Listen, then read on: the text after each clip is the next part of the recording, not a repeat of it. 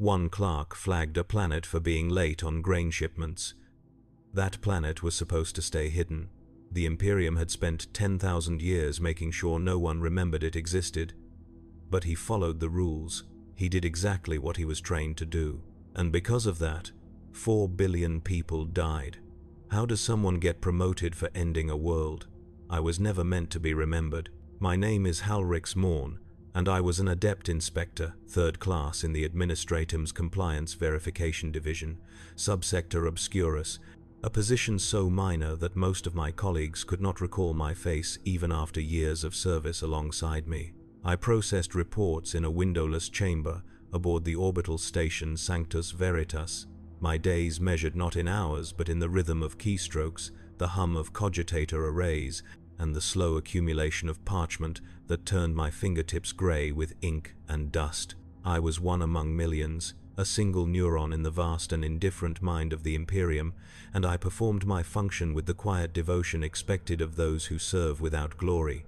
I never sought to change the course of history. I never imagined that my adherence to protocol, my careful attention to the most mundane details of imperial bureaucracy, would unravel a plan centuries in the making and condemn billions to horrors beyond comprehension. But that is what happened. And now, in the years that have followed, as I sit in a larger office with a better view and a promotion I never wanted, I understand that the Imperium's greatest catastrophes do not always announce themselves with gunfire or the roar of warp engines. Sometimes they arrive in the form of a correctly filed report, a procedural escalation, a flag raised by a clerk who was only trying to meet his quota. This is the story of how I did everything right, and how that destroyed everything. The day it began was unremarkable in every conceivable way. The station's artificial dawn had cycled through its gradual illumination sequence, pulling me from shallow sleep in my habitation cell, a space barely large enough for a cot and a small shrine to the god emperor. I dressed in the same grey robes I wore every day, their fabric worn thin at the elbows and knees, and made my way through corridors lined with pipes and conduits that hissed and gurgled like the digestive tract of some immense beast. The air smelled of recycled oxygen and machine oil, a scent so familiar I no longer noticed it except when I returned from a rare surface leave and had to readjust. I passed servitors in their alcoves, their augmented bodies locked in maintenance postures, their eyes vacant or replaced entirely by sensor lenses that tracked movement without curiosity. I nodded to a few fellow adepts, men and women whose names I knew, but whose lives remained mysteries to me, and received the same half-hearted gestures in return. We were not friends, we were cogs, and cogs do not befriend one another. My workstation was located in Hall 14, Row 83, Position 12, a desk identical to the hundreds of others arranged in perfect columns beneath vaulted ceilings that disappeared into shadow. The hall was vast enough that conversations became inaudible beyond a dozen meters, swallowed by the sheer volume of space and the constant background hum of machinery. I settled into my chair, its cushion long since compressed into a shape that matched my spine, and activated my cogitator terminal.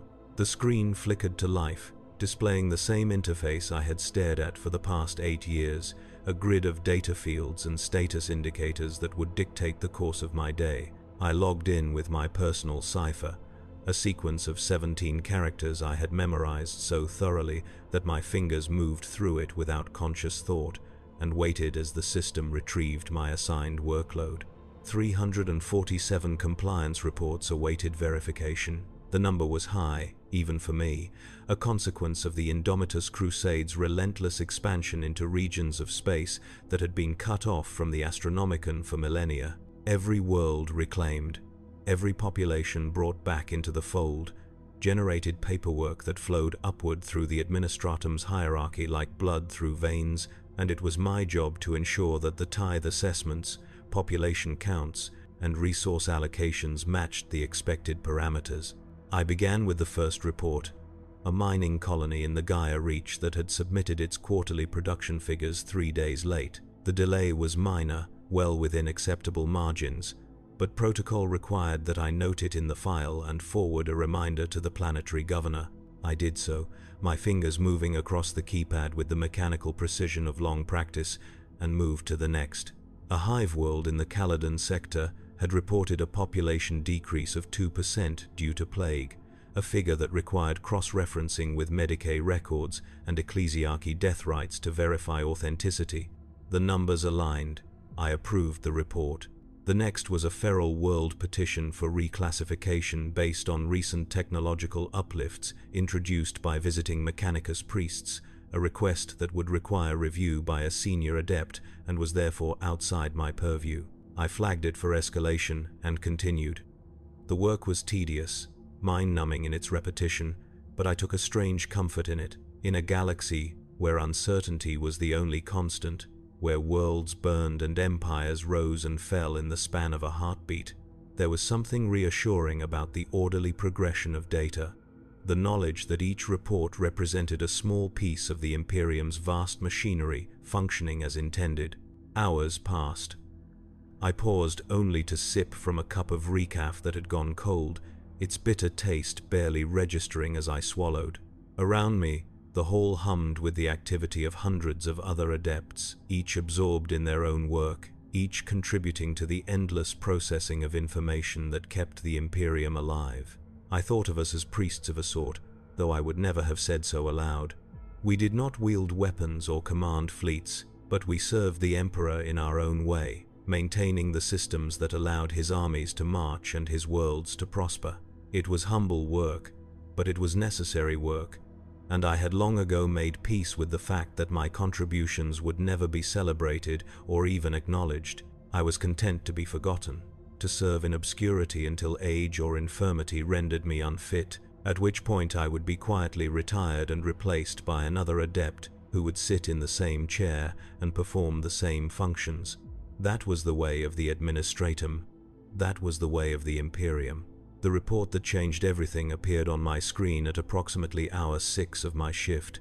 It was nestled among a cluster of agricultural assessments, a routine tithe compliance check for a world-designated Calith's Rest, located in the Varan subsector near the edges of mapped space. The planet's classification was listed as Agri-World, population grade, Tertius, with a modest tithe obligation of grain, livestock, and vegetable matter sufficient to supply a modest fleet anchorage and several nearby garrison worlds.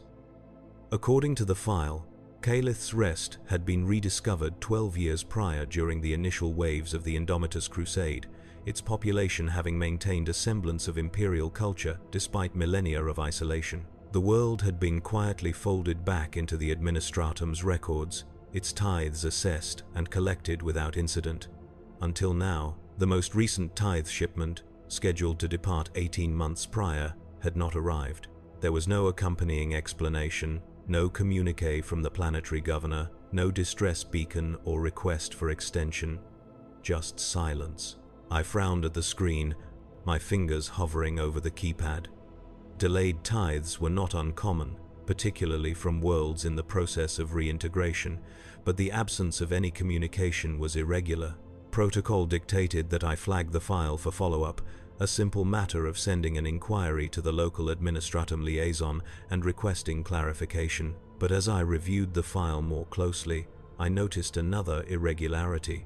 The tithe assessment itself was anomalous, far lower than what a world of Calith's Rest's reported size and productivity should have been expected to provide. The figures suggested either gross incompetence in the initial survey or deliberate underreporting, both of which were violations of imperial law. And there was something else, a note buried in the file's metadata that caught my attention. The assessment had been flagged as provisional, subject to review and adjustment within a 5-year period, but that review had never been conducted.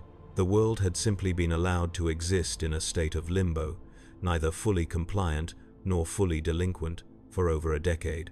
I should have moved on. I should have filed the inquiry and let the matter progress through the proper channels, trusting that someone further up the chain of command would address the issue if it warranted attention. But I was behind on my quota. The 347 reports on my docket were expected to be processed by the end of the week, and I was already falling behind schedule due to the complexity of several files that had required extensive cross-referencing. If I filed a simple inquiry, it would take weeks or even months to receive a response, during which time the file would remain open on my docket, dragging down my performance metrics and potentially impacting my annual review. But if I escalated the matter, if I flagged Calith's Rest as non-compliant and triggered an automatic audit protocol, the file would be removed from my docket immediately and transferred to a higher authority.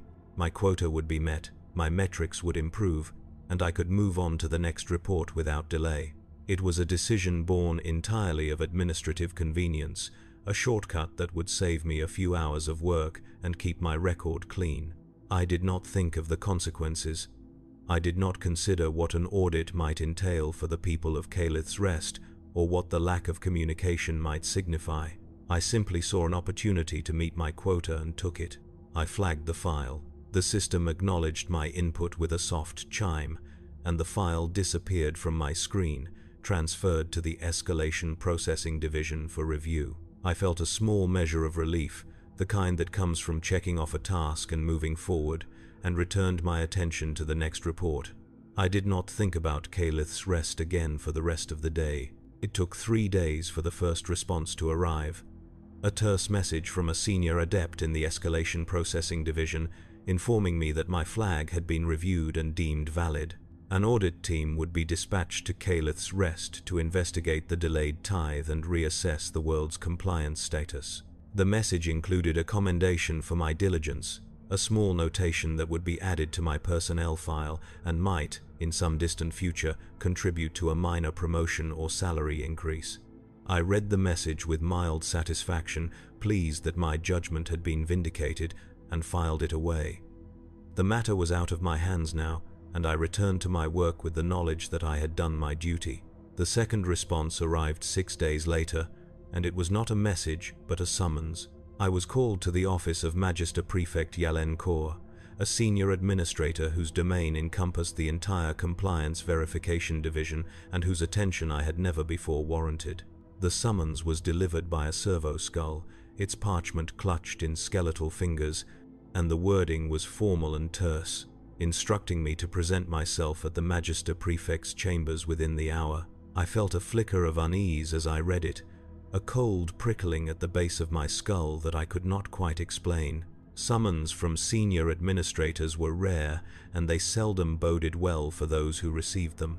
I wondered if I had made an error, if my flag of Calith's Rest had been premature, or if some aspect of the file had been misinterpreted, but I could not see what I might have done wrong. I had followed protocol to the letter, acted within the scope of my authority, and ensured that all relevant data had been included in my escalation. If there was a problem, it was not of my making. I made my way to the Magister Prefect's chambers through corridors I had never before traversed, ascending through levels of the station reserved for senior personnel. The architecture here was different, less utilitarian and more ornate, with walls adorned by frescoes depicting scenes of imperial triumph and purity seals hanging from archways like the shed skins of serpents. The air was cooler, cleaner, filtered through systems that removed not just impurities, but also the scent of human occupation. I passed servitors that were more advanced than those in the lower levels, their augmentations seamless and their movements fluid, almost lifelike. I passed other adepts dressed in robes of finer fabric, their expressions distant and preoccupied, their gazes sliding over me as though I were a ghost. I felt out of place here, a creature from the lower depths intruding upon a realm that was not meant for me, and I quickened my pace, eager to complete whatever business awaited me and return to the familiar confines of Hall 14. The Magister Prefect's chambers were located at the end of a long corridor, their entrance marked by a pair of heavy doors inlaid with gold and inscribed with passages from the Tactica Imperium. I announced myself to the servitor standing guard, a hulking figure whose torso had been replaced almost entirely by armor plating and whose arms ended in weapons that were currently powered down but no less intimidating for it. The servitor scanned me with a sensor array built into its skull, confirming my identity, and the doors opened with a hiss of pneumatic pressure. I stepped inside. The chamber was vast, its ceiling lost in shadow, its walls lined with shelves that held thousands of data slates and scrolls. A single desk dominated the center of the room, its surface polished to a mirror sheen and covered with stacks of parchment arranged in perfect order. Behind the desk sat Magister Prefect Kor, a woman of indeterminate age whose features had been preserved by Juvenat treatments and whose eyes were augmented with bionic lenses that clicked and whirred as they focused on me. She did not rise as I entered, nor did she gesture for me to sit. She simply watched me, her expression unreadable, as I crossed the chamber and stopped before her desk. I bowed, as protocol dictated, and waited for her to speak. She did not speak for a long time. The silence stretched, oppressive and heavy, and I felt the weight of her gaze like a physical thing pressing against my chest. Finally, she leaned forward, her augmented eyes clicking as they adjusted, and spoke in a voice that was soft but carried the unmistakable authority of one accustomed to being obeyed. "You are Adept Inspector Halrix Morn." "Yes, Magister Prefect. You flagged the world Calith's Rest for non-compliance and triggered an automatic audit protocol." "Yes, Magister Prefect. The tithe shipment was delayed, and the assessment figures were anomalous. I believed escalation was warranted." She nodded slowly, her expression still unreadable. "Your judgment was correct, Adept Inspector. The audit team has confirmed significant irregularities in Calith's Rest's compliance record. The world has been operating under provisional status for over a decade without proper oversight, a failure that reflects poorly on the division as a whole. Your diligence in identifying this lapse is commendable." I felt a flicker of relief, the tension in my chest easing slightly. "Thank you, Magister Prefect. However," she continued, her voice taking on a harder edge, "the situation has become more complicated than initially anticipated. The audit team's arrival at Calith's Rest has revealed irregularities far beyond delayed tithes or underreported assessments. The world has been operating under what appears to be a deliberate information blackout, maintained by parties unknown and for purposes that remain unclear. The administratum liaison assigned to the world has not responded to our inquiries, and attempts to establish communication with the planetary governor have been unsuccessful. In light of these findings, the matter has been escalated to the sector command, and additional assets are being deployed to investigate." I frowned, confusion replacing relief. "Additional assets, Magister Prefect?" "Naval and military assets," she clarified. "A patrol fleet has been rerouted to the Varan subsector to secure the system and conduct a full investigation. Depending on what they find, further action may be required." The unease returned, sharper now, a cold knot forming in my stomach. I did not understand why my simple flag had escalated to the deployment of a fleet, but I sensed that the explanation would not be comforting. I hesitated, then asked, "Is there something unusual about Calith's Rest, Magister Prefect? Something that was not included in the file?" Her augmented eyes clicked again, refocusing, and for a moment I thought I saw something in her expression, a flicker of concern or perhaps calculation. "That is what we are attempting to determine, Adept Inspector. The world's records are incomplete, its initial rediscovery poorly documented, and there are gaps in the data that suggest either negligence or deliberate obfuscation. Your flag has brought these issues to light, and for that, you are to be commended. However, I must impress upon you the importance of discretion in this matter. The investigation is ongoing, and any premature disclosure of its details could compromise operational security. You are not to discuss Calith's Rest with your colleagues, and you are to refer any inquiries to my office directly. Is that understood?" "Yes, Magister Prefect," she nodded, leaning back in her chair. "You are dismissed, Adept Inspector. Return to your duties, and continue to perform them with the same diligence you have demonstrated thus far. You will be notified if your involvement in this matter is required again." I bowed again, turned, and left the chamber, the heavy doors closing behind me with a finality that felt like the sealing of a tomb. The days that followed were marked by a growing sense of disquiet that I could not shake, a low-frequency hum of anxiety that followed me through my waking hours and invaded my sleep. I tried to focus on my work, to lose myself in the routine of processing reports and verifying data, but my mind kept returning to Calith's Rest and the Magister Prefect's words. There was something unusual about the world, something that had warranted the deployment of a fleet, and the more I thought about it, the more I realized how little I actually knew. The file I had reviewed had been sparse, almost deliberately so, lacking the detailed surveys and historical context that typically accompanied world assessments. I had assumed this was simply a consequence of the world's recent rediscovery, a gap that would be filled in time. But now I wondered if the gaps had been intentional, if someone had taken care to ensure that certain information remained hidden. I wanted to investigate further, to search the administratum's archives for additional files or records that might shed light on the world's history. But the Magister Prefect's warning about discretion held me back.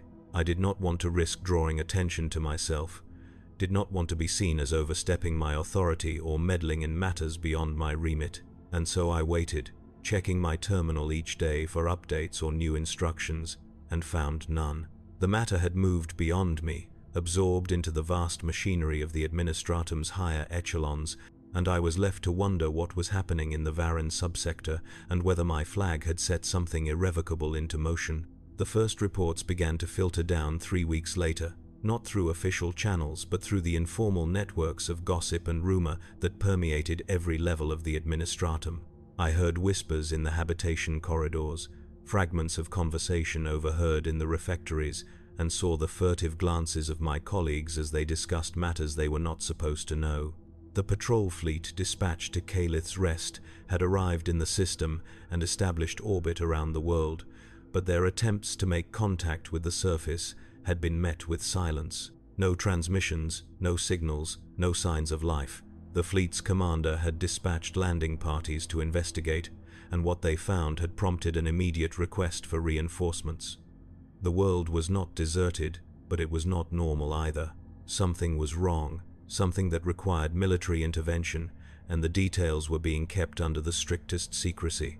I tried to ignore the rumors, to dismiss them as the exaggerations and distortions that inevitably accompanied any event of significance, but I could not. I had flagged the world. I had set this chain of events into motion, and now, as the situation escalated, I felt a growing sense of responsibility mingled with dread. What had I uncovered? What had been hidden on Calith's Rest, and why? The answers came 6 weeks after my initial flag, delivered not as a message or a summons, but as a data packet transmitted directly to my terminal. The packet was marked with the highest security clearance, its contents accessible only to those with explicit authorization, but it had been sent to me by the Magister Prefect's office with instructions to review it and report my findings. I opened it with trembling hands, my heart pounding in my chest, and began to read. The file contained the full report from the fleet's investigation, a document so dense with technical jargon and military terminology that I had to read it twice to understand its implications. The landing parties had found Calith's Rest to be a world in stasis, its population alive but unresponsive, locked in a state of suspended animation that defied conventional explanation. The cities were intact, their streets and buildings undamaged, but they were empty, devoid of activity or sound. The fields were untended, the livestock wandering aimlessly, and the infrastructure that should have supported a functioning society had fallen into disrepair. It was as though the entire world had simply stopped, frozen in place by some invisible force. The investigation had uncovered the source of the stasis, a vast underground complex hidden beneath the planet's northern continent. The complex was ancient, predating the Imperium's arrival by millennia, and it contained technology that the Mechanicus had identified as Xenos in origin, though the specific species could not be determined. The technology was still active, generating a field that enveloped the planet and suppressed all higher brain function in its inhabitants, rendering them catatonic but alive. The field was self-sustaining, powered by some unknown energy source, and its purpose was unclear. What was clear, however, was that the field had been deliberately activated and that its activation had been timed to coincide with Calith's Rest's reintegration into the Imperium. The report went on to detail the fleet's attempts to deactivate the field, efforts that had proven unsuccessful and had resulted in the deaths of several Mechanicus adepts who had ventured too close to the complex's core. The technology was beyond their understanding, its mechanisms alien and incomprehensible, and every attempt to shut it down had only strengthened its output.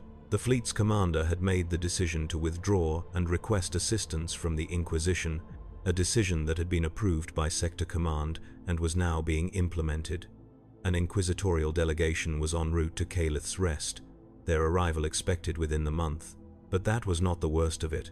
The final section of the report contained an addendum, a note appended by an unnamed analyst within the Administratum's Threat Assessment Bureau. The note was brief, its language clinical and detached, but its content sent a chill through my bones. According to the analyst, Calith's Rest had not been rediscovered by accident. The world had been deliberately omitted from Imperial records for centuries, its existence known only to a select few within the highest levels of the administratum and the Inquisition. The world's isolation had been maintained as part of a containment strategy, a plan designed to keep the Xenos technology dormant and prevent its discovery by parties who might seek to exploit it. The plan had been in place since the end of the Great Crusade, maintained through the careful manipulation of records and the suppression of any information that might lead to the world's rediscovery. It had worked for 10,000 years, preserving the galaxy from whatever threat the technology represented, until the Indomitus Crusade had swept through the region and brought Calith's Rest back into the fold. My flag had shattered that containment. By escalating the world's non-compliance, I had drawn attention to a planet that was supposed to remain forgotten, and the resulting investigation had activated the very threat the containment strategy had been designed to prevent. The Xenos technology, dormant for millennia, had awakened in response to the Imperial presence, and its activation had triggered a cascade of consequences that were only beginning to unfold. I sat in my chair, staring at the screen, my mind struggling to process the enormity of what I had just read. I had done everything right. I had followed protocol, acted within my authority, and identified a legitimate compliance issue. And in doing so, I had undone a plan that had preserved an entire subsector for 10,000 years. The dread that had been building within me since my meeting with the Magister Prefect crystallized into something sharper, a cold and visceral terror that made it difficult to breathe. I wanted to believe that this was not my fault, that the responsibility lay with those who had failed to mark the world as restricted or who had allowed it to be rediscovered in the first place. But I could not escape the truth. My flag had been the catalyst. My decision, born of nothing more than a desire to meet my quota and streamline my workload, had set this disaster into motion, and the disaster was only just beginning.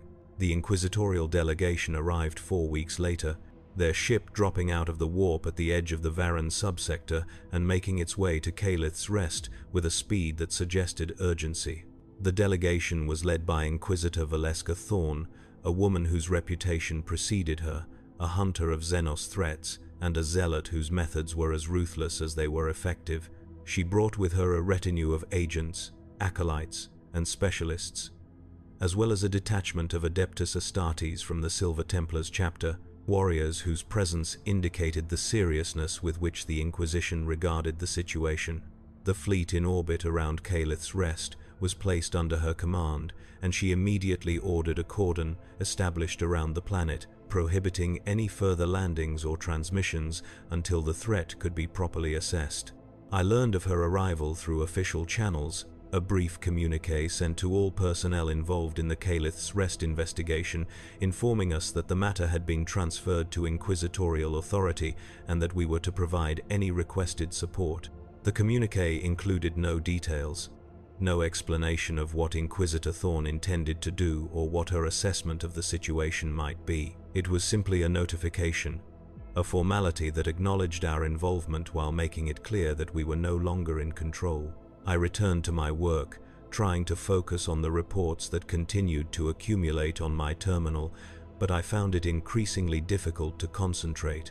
My thoughts kept returning to Calith's Rest, to the people trapped in their catatonic state, and the Xenos technology that held them prisoner. I wondered what the Inquisitor would decide, whether she would attempt to save the world or whether she would simply destroy it, erasing the threat and the evidence in a single orbital bombardment. I wondered if anyone would mourn the loss, if anyone even knew the names of the people who lived there. They had been forgotten once, deliberately omitted from Imperial records, and I feared that they would be forgotten again, their deaths recorded as nothing more than a footnote in some classified file. The weeks that followed were marked by a tense silence, a holding pattern in which nothing seemed to happen, and yet everything felt poised on the edge of collapse. I heard no further updates, saw no new communiques, and the rumors that had circulated through the station died down as attention shifted to other matters. It was as though Calith's Rest had ceased to exist, swallowed by the black hole of inquisitorial secrecy, and I began to wonder if the matter had been resolved, if Inquisitor Thorn had found a way to deactivate the Xenos technology and save the world's population. I wanted to believe that, wanted to cling to the hope that my flag had not resulted in unmitigated disaster, but I could not shake the feeling that something terrible was still unfolding, hidden from view. The truth arrived quietly, delivered not as an official report but as a single line of text appended to a routine casualty assessment. The assessment was for the Varan subsector, a quarterly summary of losses incurred by Imperial forces in the region, and it included a notation for Calith's Rest. The world had been declared perditus, lost to the Imperium, its population recorded as casualties. The number was staggering. 4 billion souls, gone in an instant. No explanation was provided, no details of what had happened or why, just the cold finality of a world struck from the records. I stared at the screen, my hands frozen on the keypad, my mind unable to process the enormity of what I was reading. 4 billion. An entire world. Gone. I wanted to believe that it had been necessary, that Inquisitor Thorn had made the only decision possible in the face of an insurmountable threat, but I could not. I knew, with a certainty that cut deeper than any blade, that this was my fault. My flag had brought the Imperium to Calith's Rest. My flag had awakened the Xenos technology. My flag had doomed 4 billion people to death, and I had been praised for it. The days that followed the casualty report's release were a blur, a disjointed sequence of events that I experienced as though from a great distance. I went through the motions of my work, processing reports and verifying data with the same mechanical precision I had always employed, but I felt hollow, gutted, as though some essential part of me had been carved away and replaced with emptiness. I could not stop thinking about Calith's Rest, about the people who had died there, about the fact that their deaths had been the direct result of my actions. I told myself that I had only been doing my job, that I had followed protocol and acted with the information available to me. But it did not matter. The guilt was a weight that pressed down on me, suffocating and inescapable. I considered resigning, submitting a formal request for reassignment or retirement, but I did not. What would it accomplish? The administratum would simply replace me with another adept, and the work would continue. The Imperium was vast beyond comprehension, its machinery indifferent to the suffering of individuals, and my departure would not change that. I was a cog, and cogs did not retire. They simply wore down until they broke. And then, 3 months after the casualty report, I received another summons from Magister Prefect Corps. This time, I felt no unease, no flicker of anxiety. I felt nothing at all. I made my way to her chambers with the same detached sense of unreality that had characterized my existence since learning of Calith's Rest's fate. The corridors seemed longer, the air colder, and the ornate decorations that had once seemed impressive now felt like the trappings of a mausoleum. I entered her chambers, bowed as protocol dictated, and waited for her to speak. "Adept Inspector Morn," she began, her augmented eyes clicking as they focused on me. "You have been commended for your exemplary service in the matter of Calith's Rest. Your diligence in identifying compliance irregularities and your adherence to proper escalation protocols have been noted by Sector Command, and it is my pleasure to inform you that you have been promoted to Adept Inspector 2nd Class, effective immediately. Your new posting will be in the Regional Oversight Bureau, a position that carries greater responsibility and authority. You should be proud, Adept Inspector. Your actions have upheld the highest standards of the administratum." I stared at her, my mind struggling to process her words. Promoted, commended, proud. The terms felt alien, as though she was speaking a language I no longer understood. I opened my mouth to respond, to tell her that I did not want the promotion, that I did not deserve it, but the words would not come. What could I say? That I had doomed a world? That I had destroyed a plan 10,000 years in the making? That I was responsible for the deaths of 4 billion people? She would not understand. She would see only what the Imperium saw, a clerk who had done his duty and been rewarded for it. And so I said nothing. I simply nodded, accepted the promotion, and left the chamber. The weeks that followed my promotion were marked by a deepening numbness, a disconnection from the world around me that made everything feel distant and unreal. I moved to my new posting, a larger office with a better view, and a staff of junior adepts who looked to me for guidance, and I performed my new duties with the same mechanical precision I had always employed. But I felt like a ghost, a hollow shell moving through the motions of life without truly inhabiting it. I could not shake the image of Calith's Rest, the planet hanging in the void like a grave marker, its surface silent and empty. I dreamed of it at night, visions of cities frozen in time and people locked in eternal stillness, and I woke each morning with the weight of their deaths pressing down on me like a shroud. I searched the archives, driven by a need to understand what had happened, to piece together the full story of Calith's Rest and the containment strategy that had been shattered. What I found was fragmentary, incomplete, but it painted a picture that was even more damning than I had imagined. The Xenos technology buried beneath Calith's Rest had been discovered during the Great Crusade, identified as a weapon of the Aeldari, a device designed to suppress warp activity in a localized region of space. The device had been left dormant, its creators long since departed, and the Imperium had recognized its potential value as a bulwark against chaos incursion. Rather than destroy it, they had chosen to leave it in place, concealing its existence and ensuring that the world remained isolated. The plan had worked for 10 millennia, keeping the device hidden and inactive, until the Indomitus Crusade had brought the world back into the fold, and my flag had drawn attention to it. But the device had not simply awakened. It had been triggered by the Imperial presence, activated by some fail-safe mechanism designed to protect it from discovery. And its activation had done more than render the population catatonic. It had torn a rift in the fabric of reality, a wound in the warp that grew larger with each passing day. The rift was small at first, barely noticeable, but it was expanding, fed by the psychic energy of the planet's trapped inhabitants and the ambient warp turbulence of the region. Inquisitor Thorn had recognized the danger immediately, understood that the rift would eventually consume the entire subsector if left unchecked, and she had made the only decision she could.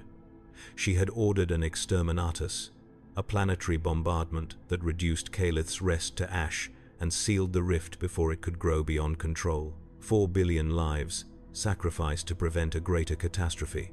A catastrophe that would never have occurred if I had not flagged the world in the first place. The full scope of the disaster became clear in the months that followed, as reports filtered in from neighboring systems and the administratum conducted a comprehensive review of the Varan subsector's stability. The rift had not been completely sealed. Fragments of it remained, scattered across the subsector like shards of broken glass, each one a potential gateway for warp entities to enter real space. The Navy had been forced to establish a permanent cordon around the region, diverting ships and resources from other theaters of war, and the Inquisition had dispatched additional teams to hunt down and eliminate any chaos incursions that might emerge from the rift fragments. The cost in lives and materiel was staggering, a burden that the subsector would bear for decades if not centuries, and all of it could be traced back to a single moment, a single decision made by a clerk who was only trying to meet his quota. I read the reports with a detached sense of horror, the numbers blurring together into a litany of suffering that I could not fully comprehend. Billions displaced, thousands dead in skirmishes with chaos warbands, entire systems placed under quarantine, and at the center of it all, a single world that had been deliberately forgotten, its existence concealed to protect the galaxy from a threat it did not know existed. A world I had rediscovered with a flag and a keystroke. The administratum, for its part, viewed the matter as a success. The Magister Prefect's office, issued a commendation for the entire Compliance Verification Division, praising our diligence in identifying and addressing compliance irregularities even in the most challenging circumstances. My name was mentioned specifically, held up as an example of the kind of dedication and attention to detail that kept the Imperium functioning. I was invited to speak at a divisional assembly, to share my insights and experiences with my colleagues, and I declined, citing the demands of my new position. But the truth was that I could not bear to stand before them and be celebrated for what I had done. I could not bear to see their admiration, their envy, their belief that I had achieved something worthy of recognition, because I knew the truth.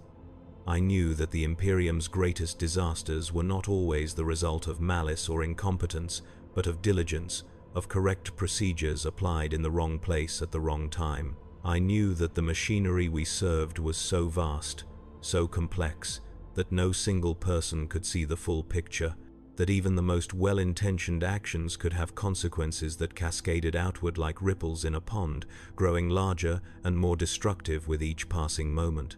I knew that I had been a faithful cog in that machinery, and that my faithfulness had doomed billions. And I knew that the Imperium did not care. It would continue to function, continue to expand, continue to consume worlds and lives in its endless hunger for survival. My promotion was proof of that. The commendations, the praise, the quiet satisfaction of my superiors. They saw only a clerk who had done his job, who had identified a problem and escalated it through proper channels. They did not see the 4 billion dead, the shattered containment strategy, the decades of instability that would plague the Varren subsector, or perhaps they did see it, and simply did not consider it a failure. Perhaps, to them, the loss of one world was an acceptable price to pay for maintaining the administratum's standards and procedures. Perhaps the plan had been doomed from the start, its secrecy too fragile to survive the relentless march of bureaucracy. I wanted to believe that there was someone to blame, some individual or group whose negligence or malice had created the conditions for disaster. But the more I learned, the more I understood that there was no villain in this story, no shadowy conspirator pulling strings behind the scenes. There was only the Imperium, vast and indifferent, and the millions of clerks and adepts and officials who kept it running, each one performing their small function without ever seeing the whole. I had been one of those clerks, and I had performed my function flawlessly, and that was the tragedy. The years have passed since Calith's Rest was destroyed, and I have continued to rise through the ranks of the administratum, each promotion a reminder of the price I paid to get here. I sit now in an office far removed from the cramped confines of Hall 14, with a window that overlooks the void and a staff of adepts who look to me for guidance. I process reports of a different kind now, assessments and summaries that deal in abstractions and aggregates, numbers so large they lose all meaning. I no longer see the individual worlds, the individual lives that make up those numbers. I see only data, patterns, trends. It is easier that way. Easier to function without the weight of individual tragedies pressing down on me. But I still dream of Calith's Rest. I dream of the cities frozen in time, the people locked in eternal stillness, the rift tearing through the sky like a wound in the flesh of reality. I dream of the moment I flagged the file, the soft chime of the cogitator acknowledging my input, the relief I felt as the file disappeared from my screen, and I wake each morning with the knowledge that I will never escape what I have done, that the ghosts of 4 billion souls will follow me for the rest of my life. I have tried to find meaning in it, to convince myself that there was a lesson to be learned, some higher purpose that justifies the suffering. But there is no lesson. There is only the truth, cold and unyielding, that the Imperium is a machine, and machines do not forgive mistakes. They do not recognize intent or context or circumstance. They simply function, grinding forward with relentless momentum, and those who serve them are either crushed beneath the gears or lifted up by them. I was lifted up, elevated to positions of greater authority and responsibility, and I will carry the weight of that elevation for as long as I live. The irony is not lost on me. I was promoted for doing everything right, for following the rules and upholding the standards that keep the Imperium functioning. And in doing so, I became complicit in a system that values procedure over people, that sees worlds as nothing more than entries in a ledger to be flagged and escalated and resolved without regard for the lives they contain. I am no longer just a cog in the machine. I am part of the mechanism itself, a component of the vast and terrible engine that devours everything in its path. And I cannot leave, cannot resign, cannot escape, because to do so would be to admit that the system is broken and the Imperium does not tolerate such admissions. And so I continue. I process my reports, I sign my authorizations, I issue my directives, and I watch as the numbers climb higher and higher, each one representing a world, a system, a life that has been consumed by the machine. I tell myself that I am serving the Emperor, that I am doing my duty, that the Imperium would not function without people like me. But I know the truth. I know that I am a monster, not because I intended harm, but because I chose efficiency over empathy, procedure over compassion.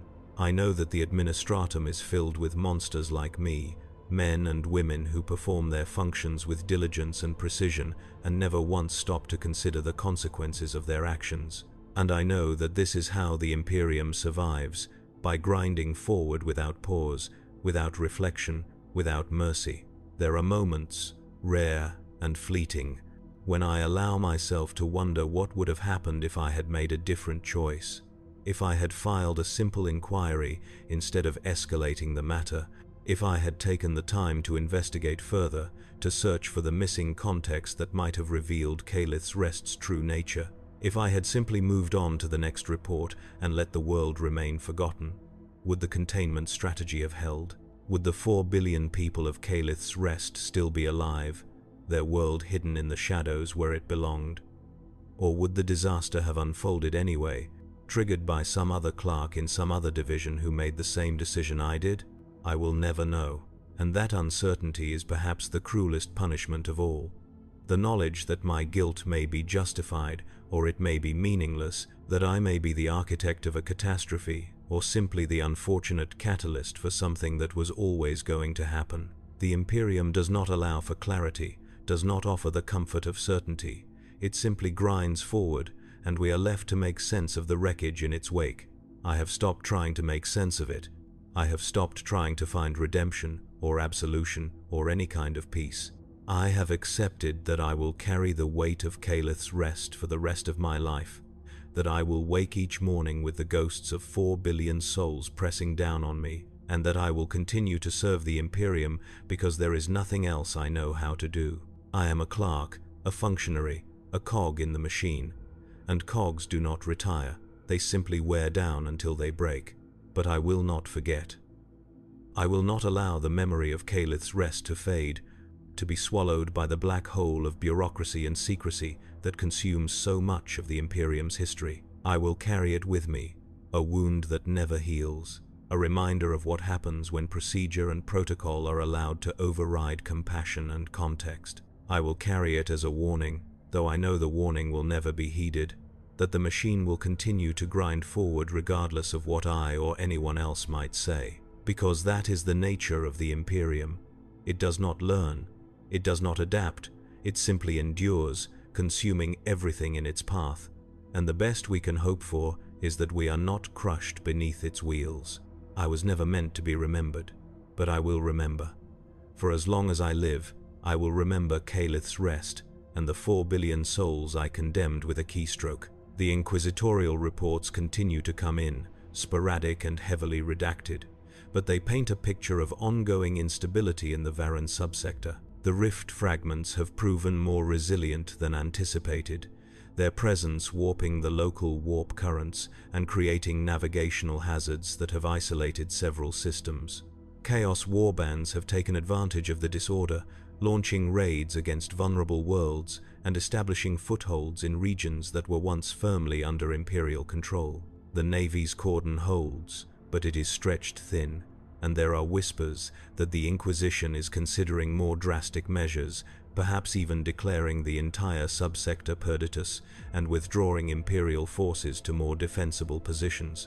If that happens, millions more will die, their worlds abandoned to the predations of Chaos and Xenos alike. and all of it will trace back to that single moment, that single flag, that single decision made by a clerk who was only trying to meet his quota. I think about that often, the cascading consequences of a single action, the way a small pebble can trigger an avalanche. I think about the millions of other clerks and adepts and officials throughout the Imperium, each one making similar decisions every day, each one processing reports and flagging files and escalating matters through proper channels. How many of them have triggered disasters they will never know about? How many have condemned worlds with a keystroke, their actions lost in the vast machinery of bureaucracy? How many sleep soundly at night, unaware of the suffering they have caused? I used to believe that the administratum was necessary, that its rigid structures and procedures were the foundation upon which the Imperium stood. I believed that without us, without the millions of clerks who maintained the flow of information and resources, the entire edifice would collapse. And perhaps that is still true. Perhaps the Imperium cannot survive without the machinery that grinds forward with relentless momentum, consuming worlds and lives in the name of order and stability. But I no longer believe that this is a good thing. I no longer believe that the price we pay is justified by the survival it purchases. I have seen the cost firsthand, felt its weight pressing down on me, and I know that there must be a better way. But I also know that the Imperium will never find it, that its momentum is too great, its inertia too powerful to be redirected. And so we will continue as we always have, grinding forward, consuming everything in our path, until there is nothing left but ash and ruin. There are days when I consider speaking out, filing a report of my own that details what happened on Calith's Rest and the failures that led to its destruction. I imagine the words I would write, the evidence I would compile, the arguments I would make. I imagine submitting the report and watching it disappear into the machinery, processed and filed and forgotten like every other report that challenges the status quo. And then I imagine the consequences, the quiet removal from my post, the reassignment to some remote outpost where I would be unable to cause further disruption. Or perhaps something worse, a quiet disappearance, my name struck from the records as though I had never existed. The Imperium does not tolerate dissent, does not allow for criticism or introspection. It demands obedience, and those who question its methods are quickly silenced. And so I remain silent. I continue to process my reports, to sign my authorizations, to perform my function with the same diligence and precision that earned me my promotion. I tell myself that I am biding my time, waiting for an opportunity to make a difference, but I know the truth. I am afraid of the consequences, afraid of the machinery, afraid of what will happen if I step out of line, and so I remain complicit, a willing participant in a system I know to be broken, and I live with the knowledge that I am a coward as well as a monster. But I will not forget. I will carry the memory of Calith's Rest with me, a wound that never heals, a reminder of what I have done and what I have become, and perhaps, in some small way, that is enough. Perhaps the act of remembering, of refusing to let the dead be forgotten, is the only resistance I am capable of. Perhaps it is the only thing that separates me from the machinery, the only proof that I am still human despite everything I have done. I do not know. I will never know. But I will remember. The most recent report crossed my desk yesterday, a casualty assessment for the Varan subsector covering the last fiscal quarter. The numbers are staggering, even by the Imperium's grim standards. 200 million dead in combat operations, 500 million displaced by chaos raids, 15 worlds placed under quarantine, their populations condemned to slow death by starvation or disease. And at the bottom of the report, a single line that caught my eye. Causative factors remain under investigation by the Inquisition. No further details, no explanation. Just that single line acknowledging that someone, somewhere, is trying to understand how it all went wrong. I wonder if they will ever trace it back to me, if they will ever uncover the chain of events that began with a flag and ended with the destruction of an entire subsector. I wonder if my name will appear in their reports, if I will be identified as the catalyst for this disaster. But I know the answer. They will not find me. The machinery is too vast, the connections too diffuse, the chain of causation too complex. They will find scapegoats, individuals and groups who can be blamed and punished, and the system itself will remain untouched, its flaws unacknowledged and unaddressed. And I will continue to rise, promoted and commended for my diligence, my name spoken with respect by those who do not know what I have done, and I will carry the weight of it for the rest of my life. There is no redemption in this story, no moment of revelation or catharsis that offers relief from the burden of guilt. There is only the grinding forward of the machine, the relentless momentum of the Imperium, and the knowledge that I am a part of it, a component that functions as designed. I have learned that the greatest horrors are not always the result of malice or cruelty, but of diligence, of adherence to procedure, of correct decisions made in the wrong context. I have learned that the Imperium does not punish its monsters. It rewards them, elevating them to positions of greater authority so that they can continue to perform their functions with ever greater efficiency. And I have learned that there is no escape, no resignation, no way out except through the slow erosion of time and the eventual collapse of the system itself. But until that collapse comes, I will continue. I will process my reports, I will sign my authorizations, I will perform my function, and I will remember Calith's rest, and the 4 billion souls I condemned with a keystroke. I will remember because someone must, because the Imperium will not, because the machinery has no memory and no conscience. I will remember as an act of penance, as an acknowledgement of my guilt, as the only resistance I am capable of. And perhaps, in the end, that will be enough. Perhaps the act of bearing witness, of refusing to let the dead be forgotten, is the only way to preserve some fragment of humanity in a system that devours everything it touches. Perhaps it is the only thing that separates us from the machine, the only proof that we are more than cogs and gears and components. I do not know, I will never know, but I will remember, because I was never meant to be remembered. But they were, the 4 billion souls of Calith's rest, the countless millions who have died in the subsector's collapse, the untold billions who will die in the centuries to come as the consequences of my actions ripple outward through the galaxy. They deserve to be remembered, to be more than numbers in a report, to be recognized as lives that mattered even if the Imperium does not care. And so I carry their memory, a burden I did not choose but cannot refuse, a weight that grows heavier with each passing day. This is my story. This is my confession. This is the truth of what happened on Calith's rest and the price that was paid for my diligence. I do not expect forgiveness. I do not expect understanding. I expect nothing, because the Imperium offers nothing except the grinding forward of the machine. But I will speak, and I will remember, and I will carry the weight of what I have done for as long as I live. And when I die, when the machinery finally breaks me and casts me aside, I hope that someone else will remember. I hope that my story will be a warning, a reminder of what happens when procedure overrides compassion, when efficiency is valued above human life, when the machinery is allowed to grind forward without pause or reflection. I hope that someone will read these words and understand that the Imperium's greatest disasters are not always the result of malice or incompetence, but of diligence, of correct decisions made in the wrong context. I hope that someone will see the truth, even if the Imperium never does. But I do not believe it will happen. I do not believe that the machinery can be stopped or even slowed. I believe that it will continue as it always has, consuming everything in its path until there is nothing left but ash and ruin. And I believe that there will be others like me, clerks and adepts and officials who perform their functions with diligence and precision and never once stop to consider the consequences of their actions. They will be promoted and commended and celebrated, and they will carry the weight of their guilt alone, just as I do, because the Imperium does not allow for confession or redemption. It only allows for service, and service demands silence.